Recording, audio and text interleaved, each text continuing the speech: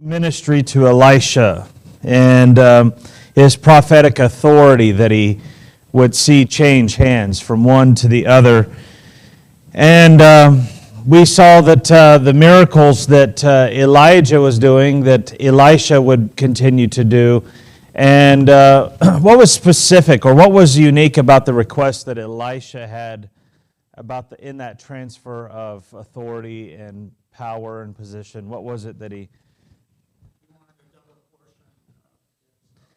So he would double perform basically over what his previous mentor had done, his predecessor. So he wanted to be able to do better even, and that's a good thing. It should be the desire of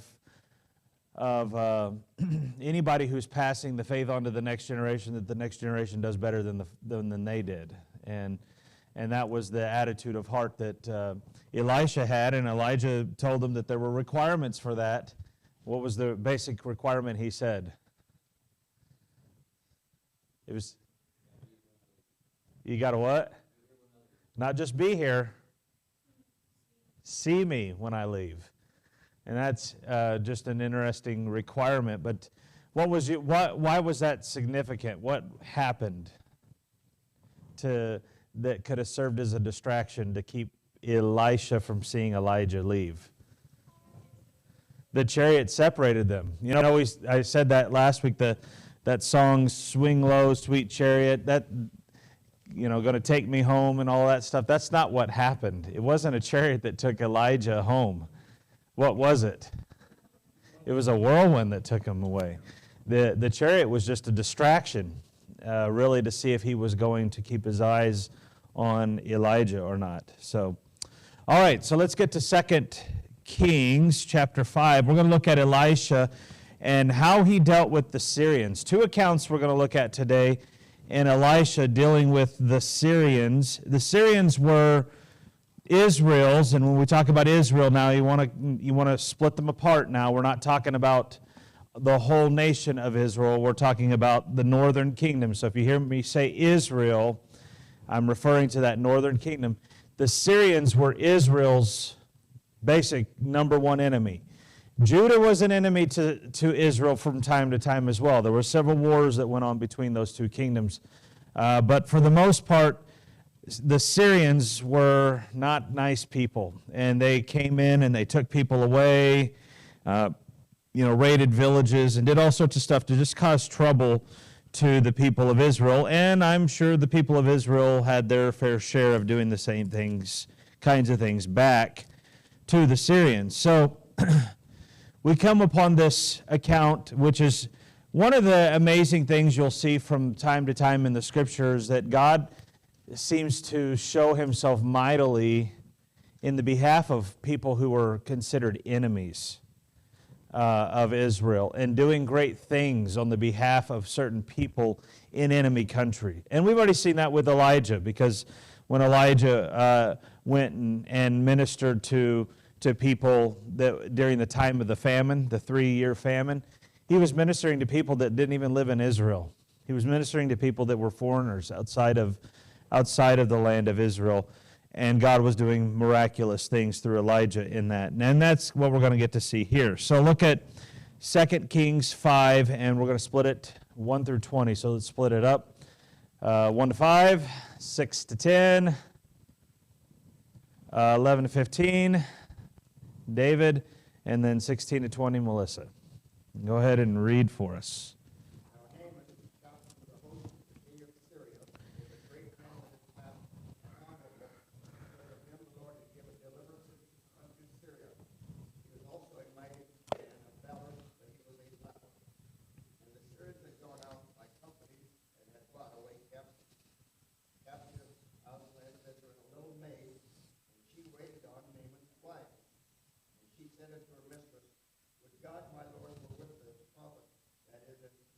Now hold on a second. Where's Samaria? What's Samaria? That's the capital of Israel. So when you see Samaria, remember we're talking about Israel. Go ahead. Sorry to cut you off there. 4. This is in Samaria. Okay. One went in and told his Lord, saying, thus and thus said David in the land of Israel. And the king of Syria said, go, and I will send a letter unto the king of Israel. And he departed and took with him 10 talents of silver, and 6,000 pieces of gold, and 10 chains of raiment. Okay, so hold on for a second. Who is this Naaman that we see? This guy that's referred to here. It says, who is he? Does anybody got an idea who he is? Okay, so what would we call him in modern terms? He's the general of the army of Syria. So he's probably one that's led many of those attacks against the people of Israel. So we see how high-ranking this guy is and how much trouble he has been to Israel. And he's got a problem, and now he's sending this letter to the king of Israel asking him to basically be healed. Okay? Now that sounds funny. And the king's not going to take it as funny because you'll see, because he thinks it's a threat. All right, let's get to who had the second one. Okay.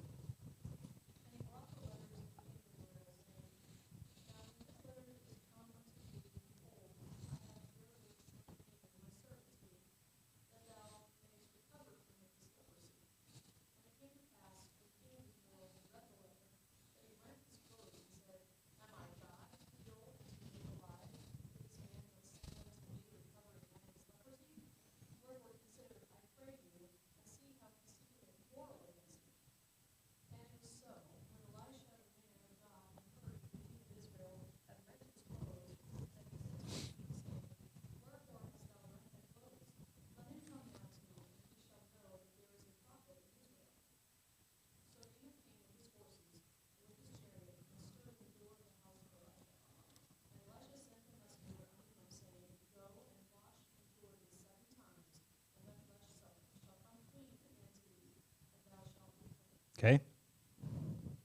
11. Was that you? But Naaman was wroth and went away and said, behold, I thought he will surely come out to me and stand and call on the name of the Lord his God and strike his hand over the place, and I recover the leper. Are not Abisha, Abana, and Farpar, rivers of Damascus, better than all the waters of Israel? May I not wash in them and be clean? So he turned and went away in a rage. And his servants came near and spake to him and said, my father, if the prophet had bid thee do some great thing, wouldst not thou have done it? How much rather then when he saith to thee, wash and be clean? Then he went down and dipped himself 7 times in Jordan, according to the saying of the man of God. And his flesh came again to him like unto the flesh of a little child, and he was clean. Okay. Oh, you got one more. And he returned to the man of God, he and all his company, and came and stood before him and said, behold, now I know that there is no God in all the earth, but in Israel. Now therefore I pray thee, take a blessing of thy servant. Okay.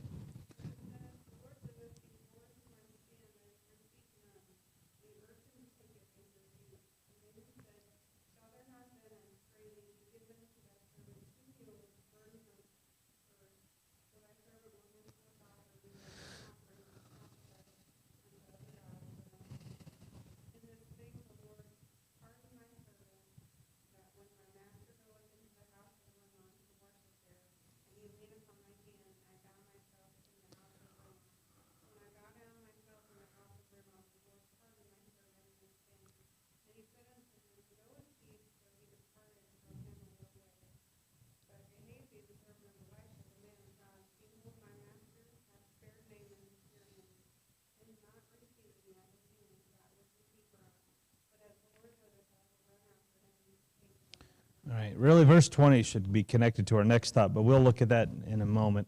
All right, so you got this enemy of Israel who is represented even more the enemy because he's the leader of the armies that come, Naaman. What's his problem he's got? Leprosy. What is leprosy?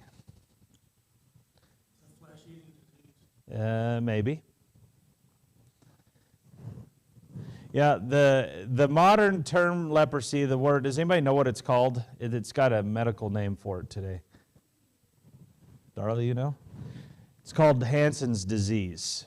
Hansen's disease, where it's a continual bacterial infection that attacks the nervous system, and what ends up happening is it, like, you hit your hand and damage your hand and you don't even feel it. And because you don't feel it, it can get infected, and then things start getting worse and worse. And usually that's what happens in leprosy issues, is that it's not that the skin is just rotting and falling off. What's happening is that your skin is going bad because you're not fixing it, and you don't know you need to because you can't feel it.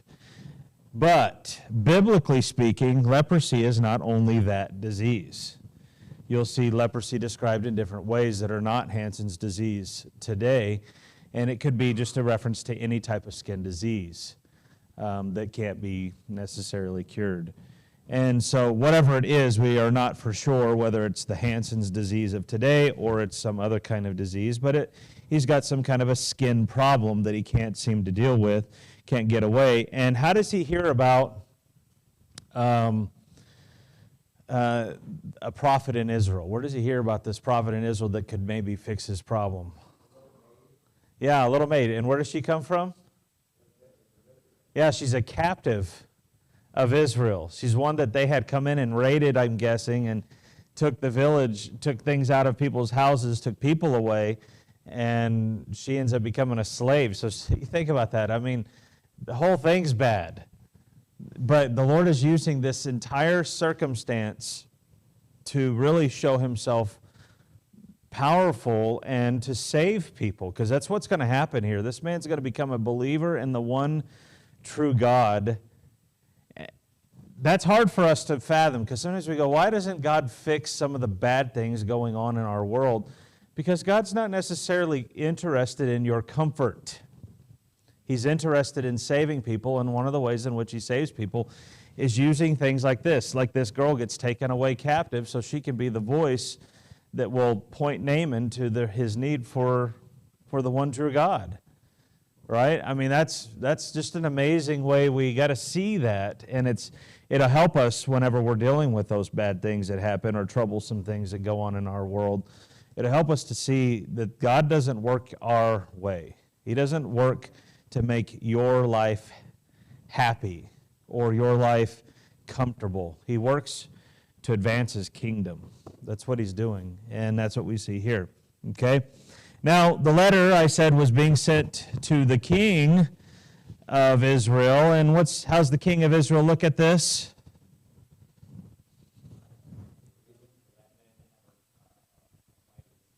Yeah, like he's trying to pick a fight. He doesn't realize the sincerity of this guy, and why would you think he's being sincere? I mean, this guy's come in and raided your country multiple times. Why would you think he's being sincere? And then he's taking it upon himself. He's thinking, why is this guy asking me if I can heal him? What does the man want? He wants access to who? The prophet. And he's asking the king, can you find me that guy? And the king completely misses it. And I understand why. He looks at it that way. So finally, before this begins to become a quarrel between the two, who shows up? The prophet shows up, or a messenger of the prophet, and he's told to go to this place where the prophet lives. And when he gets there, does the prophet even answer the door? Does Elisha even answer the door? Doesn't even answer the door. Sends Gehazi out to go and answer and say, go wash. He doesn't even get to explain himself, right? I mean, it's just, he comes up to the door, and the message he gets as soon as the door opens up, go wash in the Jordan 7 times, and you'll be clean. And that's all. Simple. Go wash in the Jordan 7 times, you'll be cleaned.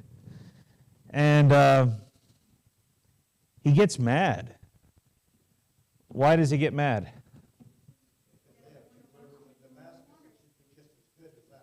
Yeah, okay, that's one of the things he says. Okay, that's assumed by what he says, okay? But there's something else he wanted. Some kind of incantation. Wave his hand over me and say some special words, and then I'm good. Because he was assuming that the prophet of God is like the prophets in his country. Right? I'm guessing. I'm assuming on that, but I'm probably correct that he was assuming that the prophet of God, the prophet of the God of Israel, was like all the prophets in the world. They do these mystical things and voodoo magic and that kind of stuff. And the man just says, go wash and you'll be fine. And so finally his servants come to him and say, hey, we're not trying to rain on your parade or go after you, maybe not rain on your parade, but, make you feel worse. But if he had told you to do something even greater, would you have done it?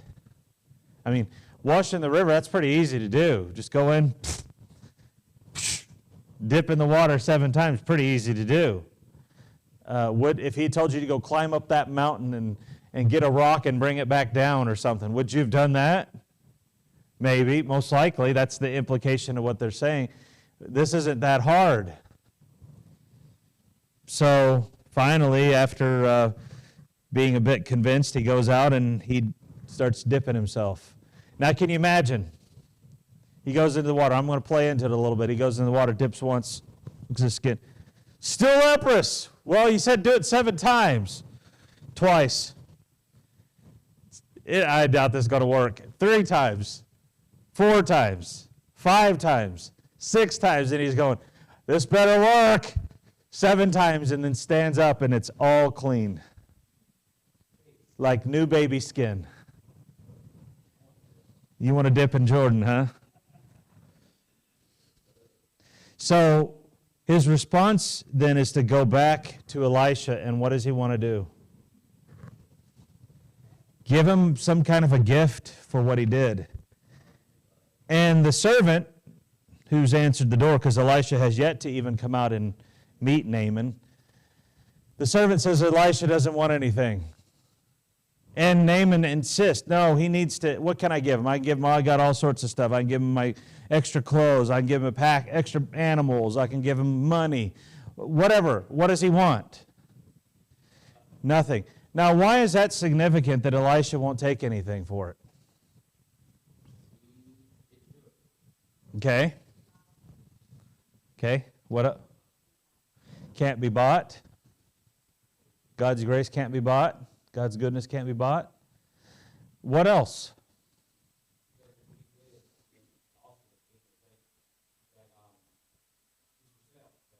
Okay, maybe, possibly. Do you think the other prophets were like that? Does anybody remember the prophet Balaam from the Old Testament further back in Numbers? They said that he was a bad prophet because he was trying to make money off of cursing the children of Israel. He was just representative of what I think a lot of the pagan prophets were like. And Elisha is distinguishing himself from them. I'm not like them. Don't put us on the same plane. Now, those other answers I think are just as good. God's grace can't be bought. This wasn't, or in your case, Elisha never did anything. And that's true, he didn't. This was all God's power. But the point of it, I think, ultimately is to distinguish the two apart. This is the true man of God. These are false wizards, basically, going around trying to connive and deceive and make a profit. That's not this man, not Elisha. All right, then after refusing, something is said uniquely in here, and it gets a little confusing to understand what's going on. Look at verse 17. I want to see if you can figure out what he's asking about, what Naaman is asking if he can do. See if you come up with it.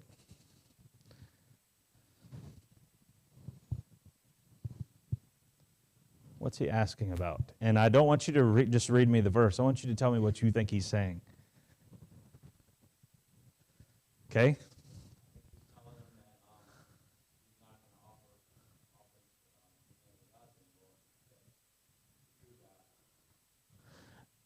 Okay, so we could say at least one thing. He has come to a he's convinced now that all those other gods are not gods, right? We could say that, but there's something else he asked for. Did you see what he wants to take home with him? Did you see that? Read it. Read it and see if you find what it says he says.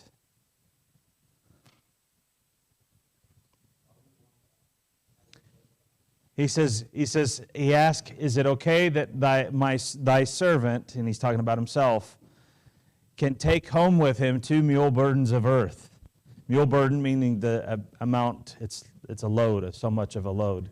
I want so much earth to take with me home. Soil. That's what he's talking about. Dirt. What is he talking about? What is he saying here? Okay, he's coming from a pagan mindset here.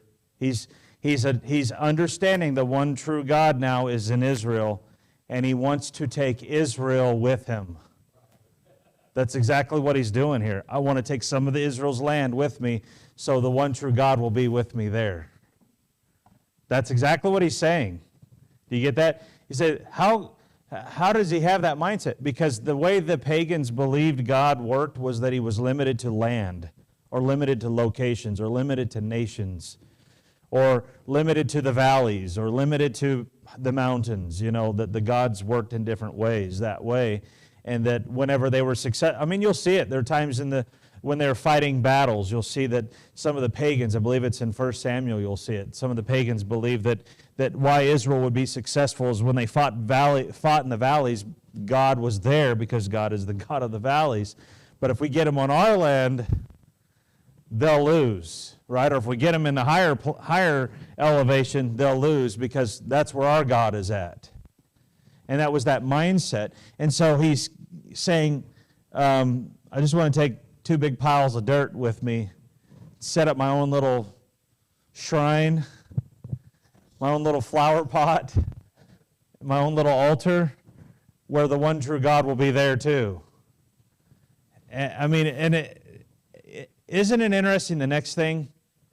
You never see, as you keep reading verses 18, 19, that Elisha ever confronts that mindset. Isn't that interesting? That he doesn't say, well, that's not how our God works. Before we move on and look at some other things here, something we need to realize, when people become new believers in Jesus Christ, or believers at all in any sense, they bring into it what they used to be, don't they? And so at the beginning, it can be a little confusing, or their faith might be boxed in a little bit, if you will, to what they used to believe or think about. Does that make sense? We're saying, because they don't automatically understand everything. When you got saved, most likely when you got saved, you did not know the entire Bible, inside and out. And even to this day, you probably don't know the entire Bible inside and out very well. Right? Yes. So he can have the sugar water. Yeah, and maybe so. Maybe so. So that's the mentality here, and Elisha lets him go along with that. But would we say this man has got it? He's become a true believer? He's become a true believer in the sense that he has turned his back upon the gods of everything else. That's what repentance looks like, right? Repentance is turning your back upon saying, that's what he said. He says, I know there's no other God except here in Israel. Everywhere else, there are no gods. All this stuff we've been worshiping. In fact, just to show you I know he got that, go read it, what he says in verse 18. He says, in this thing the Lord pardon thy servant, that when my master goeth into the house of Rimmon, Rimmon, by the way, is the god of the Syrians. It's also called, you'll see Rimmon is also called Hadad Rimmon in certain places. But he's saying, when my master goes in, and he's talking about the king, goes into worship, and I have to go in there with him, and he's holding my hand as we go in there, and he's bowing down and expecting me to bow down. Will the Lord pardon me for bowing down to something I know is not a God?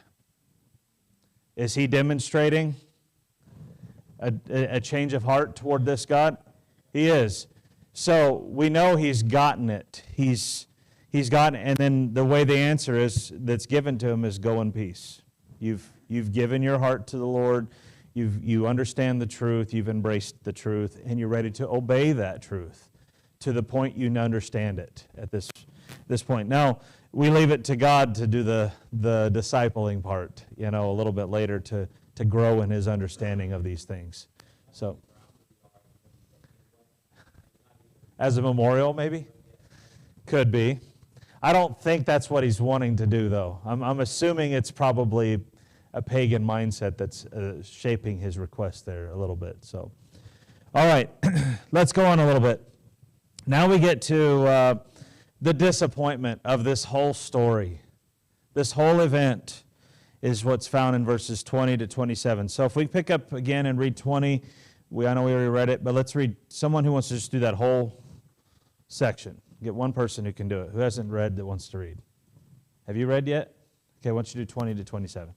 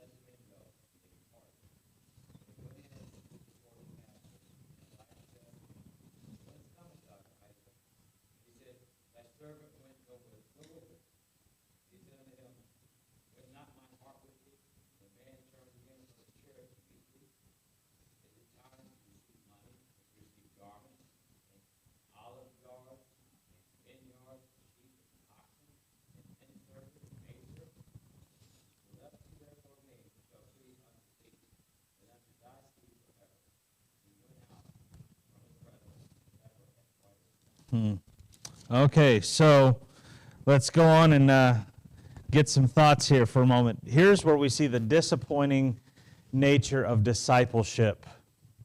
That when we talked about last week about how we saw Elijah was obviously discipling Elisha for 20 years, training him, teaching him what it's going to be like to be the prophet when I'm gone.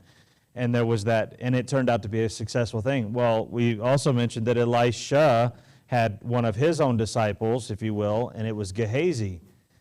And Gehazi seems to be doing well, at least for a time. And then he has a moment of weakness and he falls.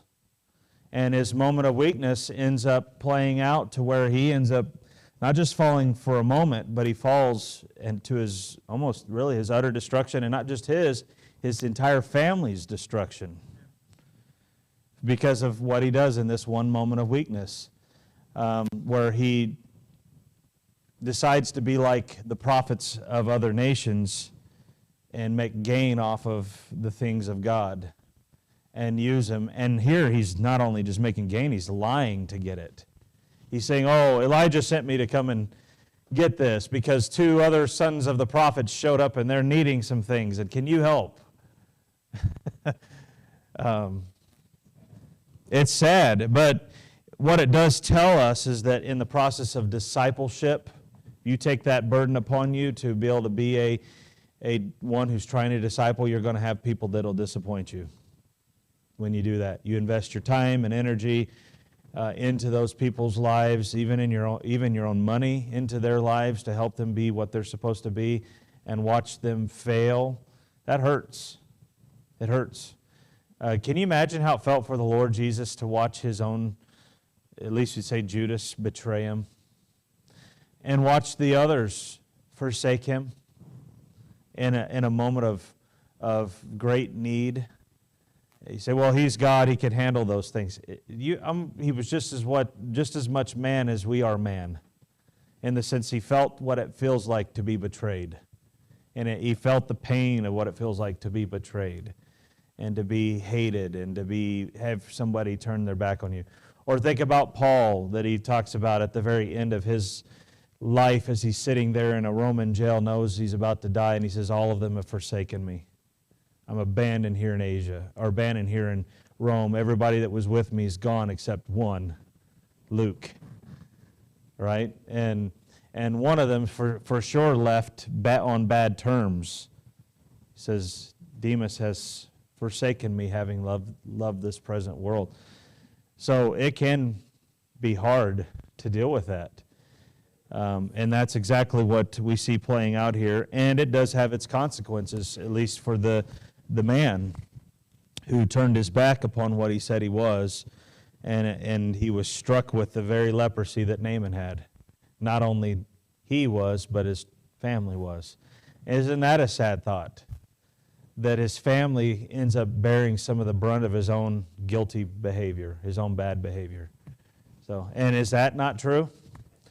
Does that play out sometimes in the lives of people who initially say they're going to follow and then turn away? That it's not just their life that's affected, but it's people who are close to them that are affected in a negative way? Yeah, it does happen. That's a sad thought, sad reality, not meant to dampen the story or make the story that we looked at bad, but it does have a dark side to it, doesn't it, when we see the end play out.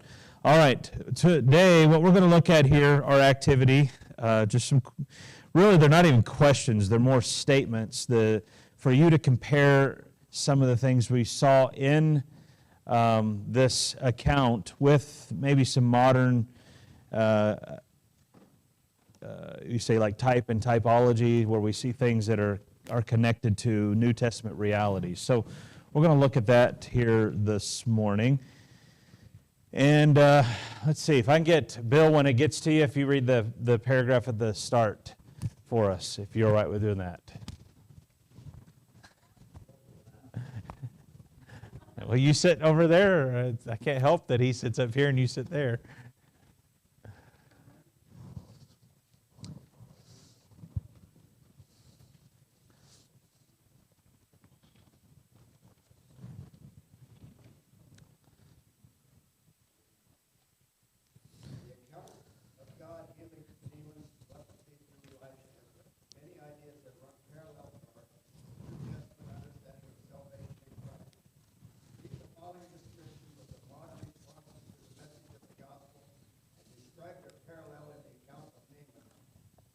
Okay, let's look at number one. Someone read that statement. Fred, go ahead.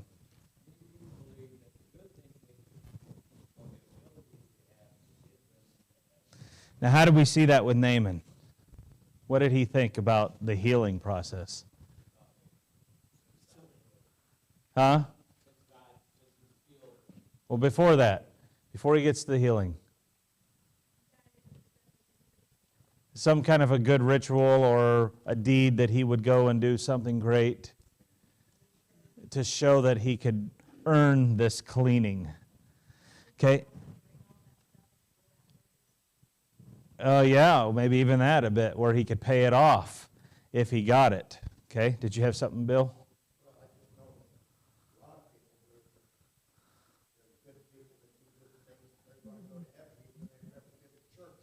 Because of their goodness, yeah, because of their good deeds, yeah. That's a wrong way of viewing, isn't it? Okay, go to Ephesians chapter 2 and read that verse and see what it says, those verses. Who wants to get that and read it? Somebody might know it.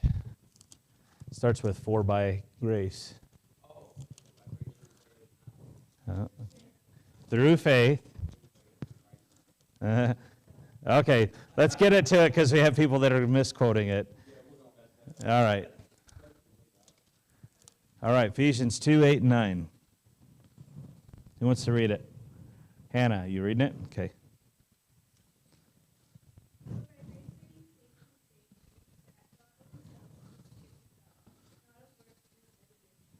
All right, what's it saying? Can't be saved by being a good person, because there is nobody good. Right? Jesus said there's none good but God.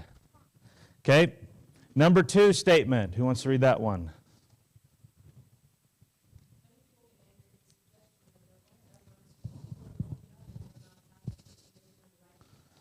Did Naaman get angry?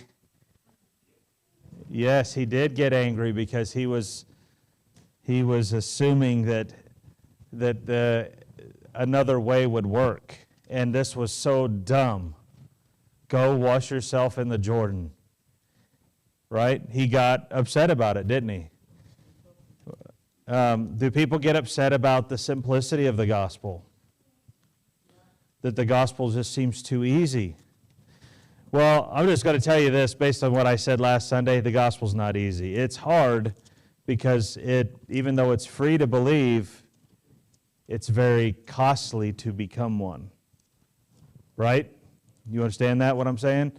But let's just go back to the thought. When people say it's just simply believing and trusting in the Savior to be saved, it does make some people feel almost insulted of how easy it is. So, Matthew 5:20. Who wants to read that one? Okay, Bill? For I say unto you, that except the righteous shall exceed the righteousness of the scribes and Pharisees, he shall in no case enter into the kingdom of heaven. Okay, so what's Jesus saying there? You got to be better than all these guys to get in. If you think that that's how it's going to work.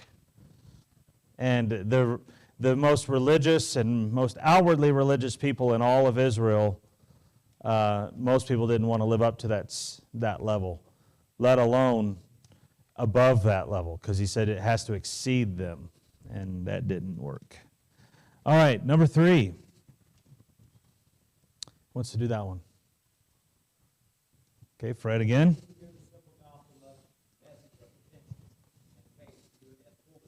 Okay, 1 Corinthians 1, 18 to 25. But before we look at that, what's Naaman's attitude toward it? Especially dipping in the Jordan. What's his statement? Yeah, and there are a lot better rivers than this. By the way, has anyone ever seen pictures or a video clip of something of the Jordan River? Jordan River is not this big, amazing, beautiful river. It's like a creek. It really is. I watched a documentary with Benjamin Netanyahu when he was still the prime minister of Israel, and it had no real religious connotations to it. It was simply him giving a tour of the whole nation of Israel and some of the history. And at one point, you see Benjamin Netanyahu on this raft, and then it spans out, and there's all the Secret Service people that are around him, whoever his guards are around him. But they're all crowded in this big, with all these people in this little tiny river, butted up to each other all around because it was. And he made the point when he was in there. He says most people think when they read in their Bible that the Jordan, was such a big river and all this. He said the Jordan's just a small creek that runs up north and south all along the nation of Israel. It's not a big river at all in that sense. And from apparently what Naaman is saying, it wasn't a very pretty river. It wasn't a very clear river. It's murky and nasty looking river, as opposed to rivers that he said that you could go up north into Damascus area and find something a lot better. Yeah, so no, not at that time, because that was in the future at that point. So, all right. So let's look at that text. 1 Corinthians 18 to 25. Anybody want to read that passage? Go ahead.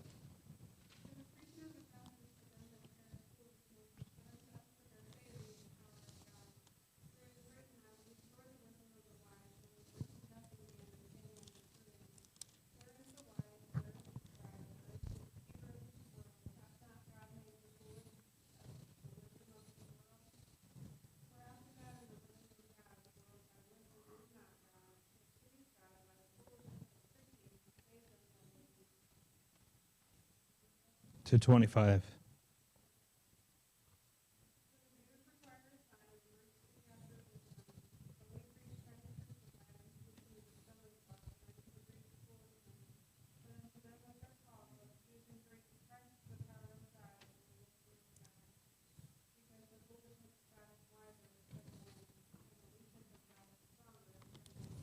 Okay.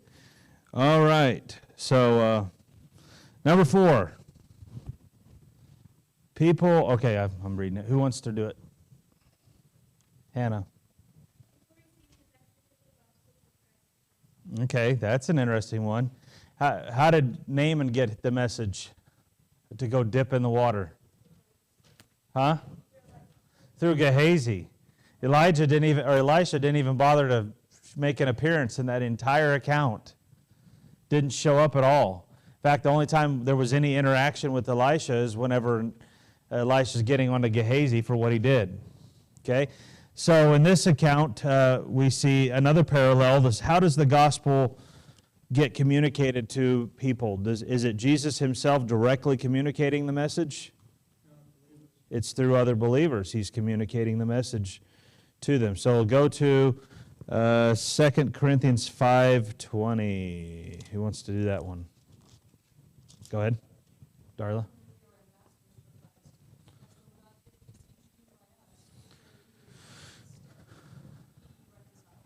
What's Paul saying there in that verse? Being an ambassador for God or for Christ. You're representing Christ to the world, and in a sense, God is communicating through us when we give the gospel to the world, right? Okay. All right, last one, number 5. Who wants to read that one? Bill.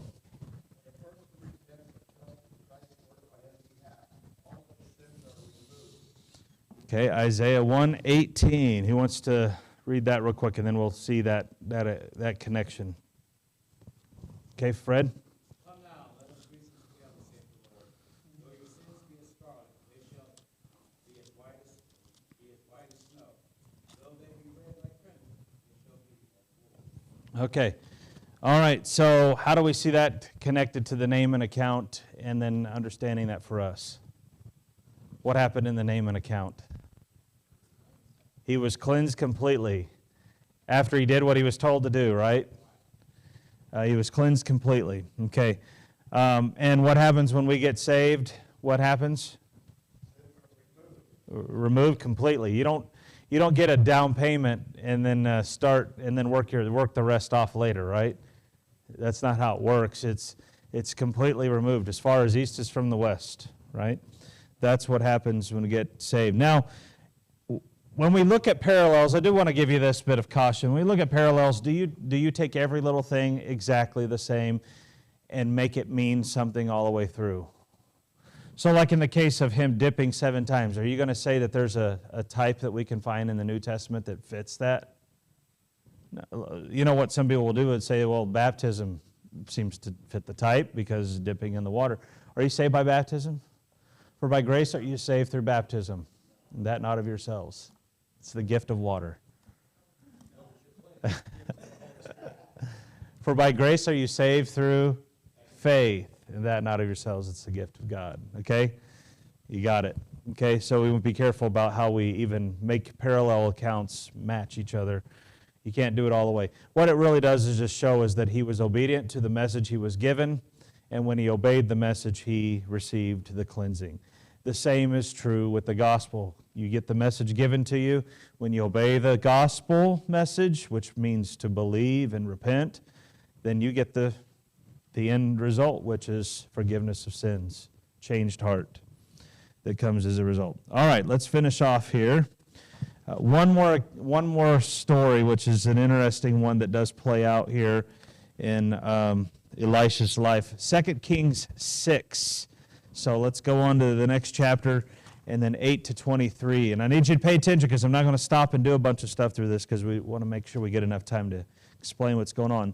All right, so starting at verse 8 down to verse 23. So if I can get someone to do 8 to 15, okay, then 16 to 20. I'm going to do 16 to 20, and then 21 to 23.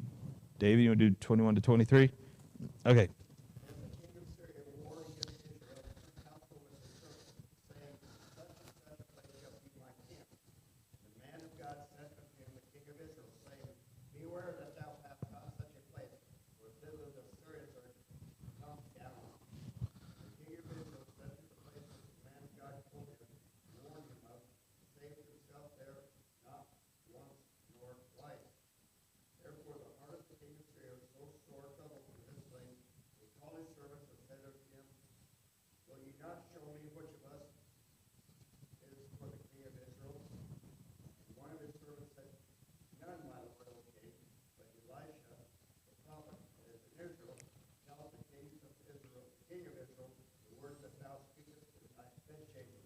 15.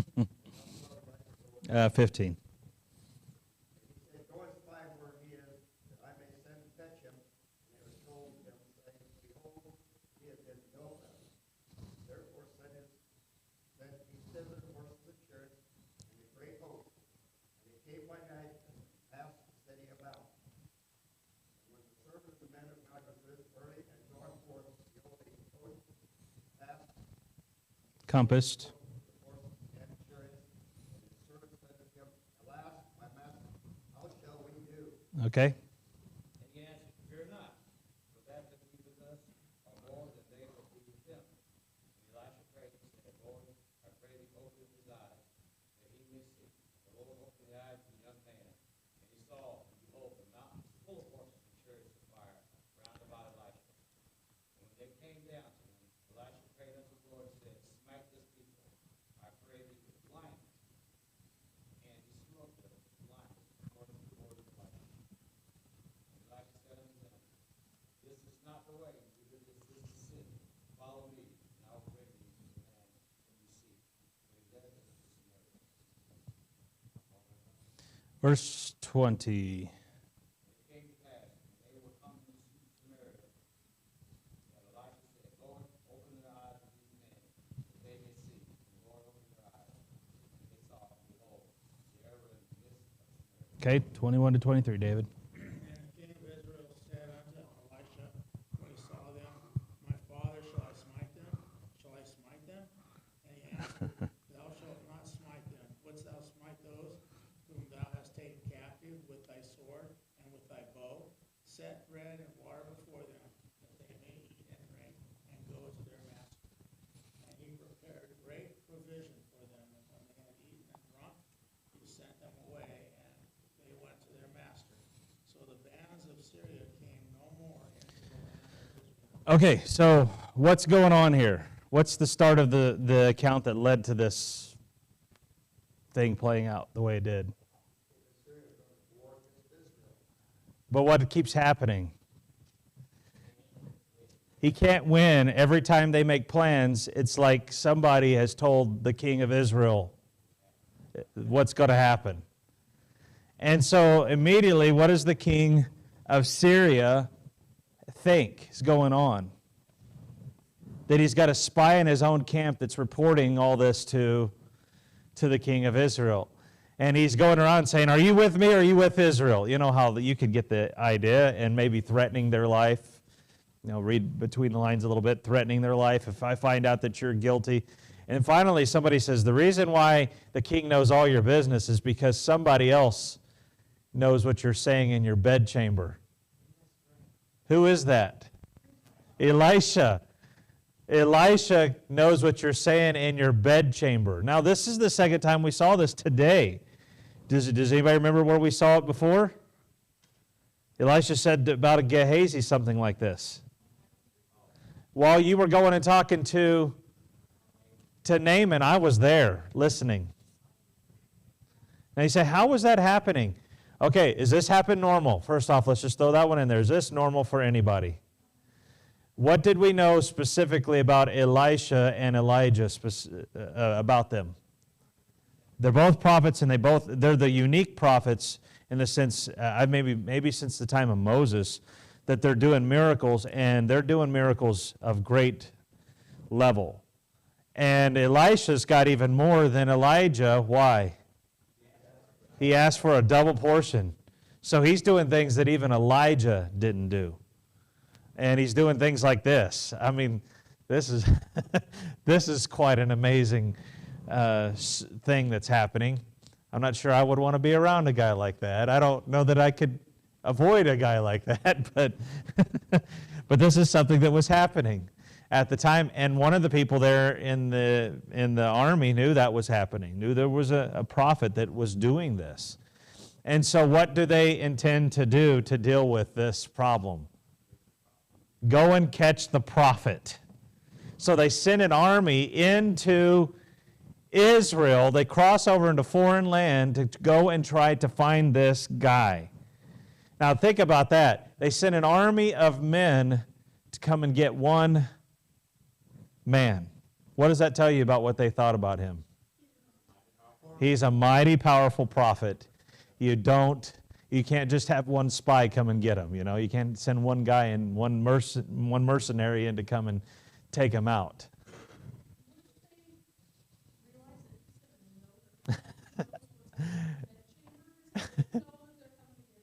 Yeah. Well, how else do you do it?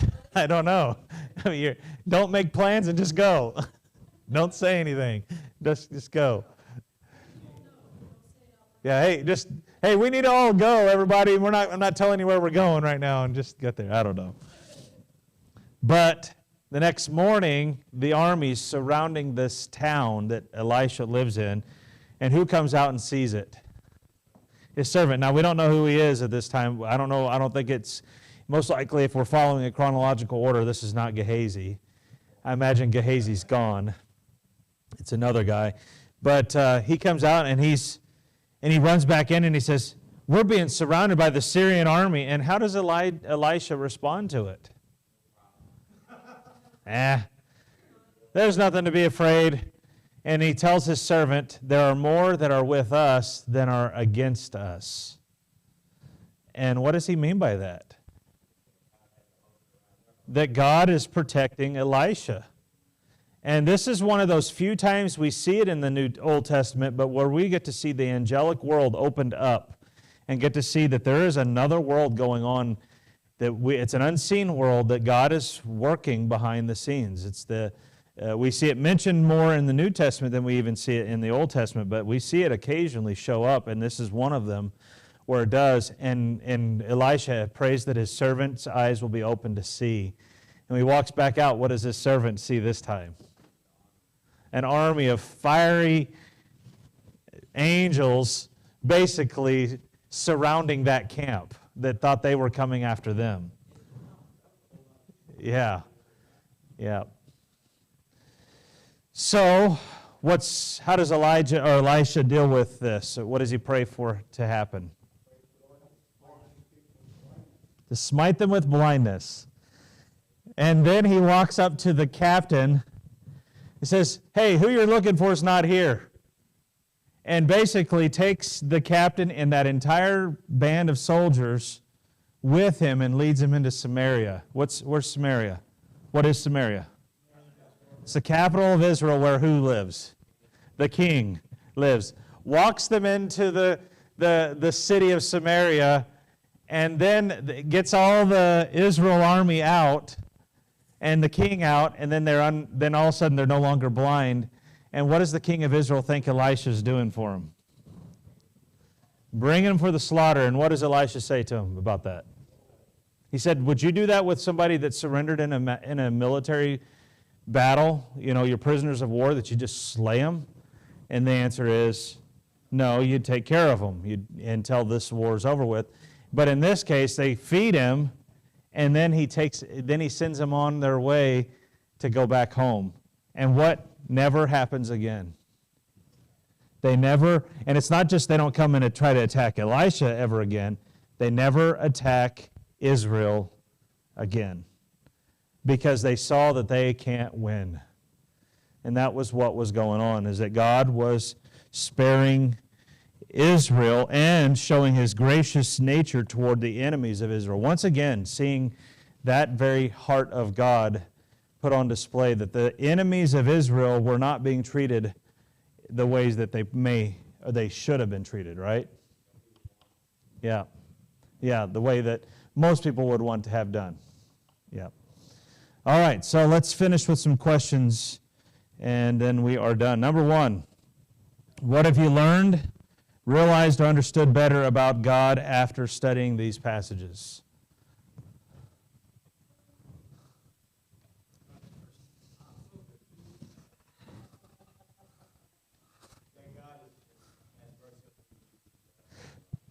God shows mercy to people that don't deserve it. Yeah, okay. God fights for you. Okay. Any others? Nobody else got any profound thoughts? Yeah. God protects his people.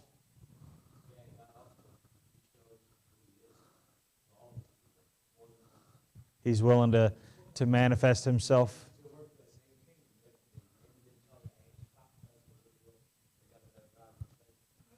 It might have been that that's where the information came that Elisha's in that country. That's why they know what's going on.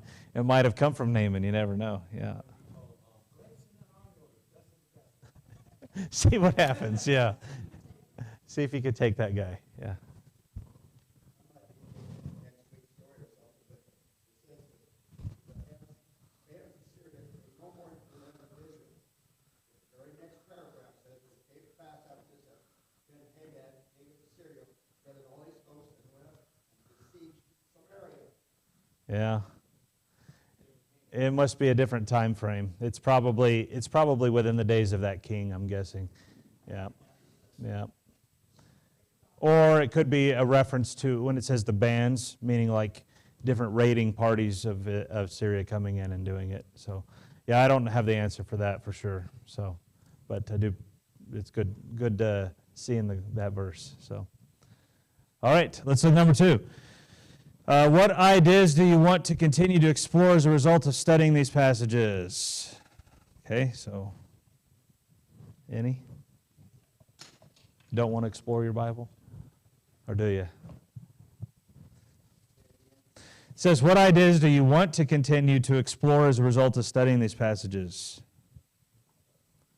Maybe you know a good one is to see how many times God shows his kindness to his enemies. And to specific enemies, like people that you would think don't. And no one deserves his mercy. You got that, right? You understand that. We're all enemies in that sense. But in the fuller, the way we would think, like Paul the apostle being saved, or Saul of Tarsus, as we'd call him at that time, being saved. We'd say he was an obvious enemy that we think God would just want to just squash, but he doesn't.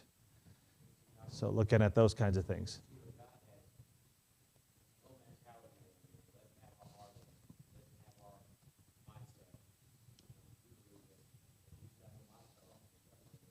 That oftentimes God doesn't operate that way. Yeah. He tells us to love our enemies. Yeah. Yeah. Okay. Now there are times when enemies get destroyed, no doubt. But there are also times where God shows his kindness to them. All right, number 3. How could you use the account of Naaman to help someone you know to understand the message of the gospel? How could you use that account? Okay, by reading it to him. How would you explain it? We did that in the activity.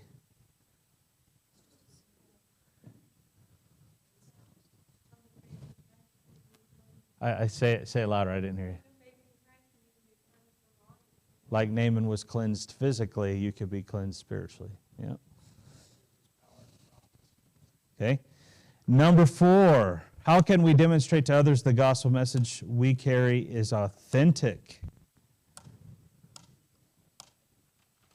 So how that connects to what we've done. But let me just give you an example, though, for a moment. Is the gospel message authentic if you're living inconsistent to it? It's authentic in the sense it's the message, but you're creating a non-authentic view of it by living an inconsistent life, right? So how can you make it be authentic to unbelievers? Live out what the gospel calls us to be, right? True disciples and following him and laying down our lives for one another, okay? Those kinds of things. Yeah, and not being worldly minded and acting like the world and talking like the world and not doing things that would bring offense to the gospel or offense to those who would be considering the gospel, that would just being faithful and consistently living it out. Okay? All right, well, let's go ahead and be closing prayer. I'm going to ask Mr. Fred, can you close us in prayer, please?